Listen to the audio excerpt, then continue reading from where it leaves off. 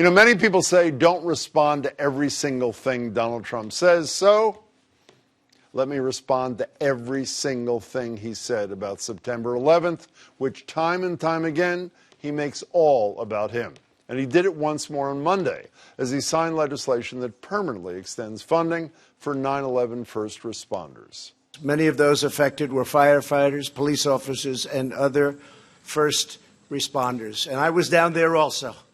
But I'm not considering myself a first responder. But I was down there. I spent a lot of time down there. Now, if Trump has ever been right about one thing, it's that he definitely cannot consider himself a first responder. But what he's wrong about is that he was there, because while the Twin Towers were burning, he was seated comfortably in his Trump Tower penthouse 4 miles away, doing radio interviews like this one about his nearby building on Wall Street. 40 Wall Street actually was the second tallest building in downtown Manhattan, and it was actually, before the World Trade Center, was the tallest. And then when they built the World Trade Center, it became known as the second tallest, and now it's the tallest. On the day itself, he says this. And also not true. According to the Washington Post, that building had not been the tallest since the 1930s. Even worse, a New York Times investigation into Trump's tax breaks from 2016 found that after 9/11, Donald Trump applied for and got a $150,000 grant for that Wall Street building as part of a program to help damage small businesses, even though there was no damage done to his property.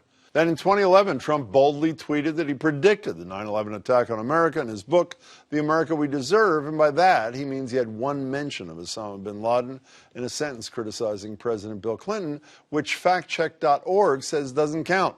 The most egregious claim of all, though, came from then-candidate Trump in 2015. And I watched in Jersey City, New Jersey, where thousands and thousands of people were cheering. Thousands of people were cheering. So something's going on. Again, completely unfounded, and a statement PolitiFact deemed an urban myth, and something I would deem openly Islamophobic. At times, it seems like Trump has told so many lies about that day, he can't even keep the basics straight. Down on 7/11, down at the World Trade Center, right after it came down. Down on 7/11. There are no words, unless apparently you're Donald Trump. Now I'm going to sign this bill into law, and I don't know if the stage will hold it, but if it doesn't, we're not falling very far. How inappropriate can one man be?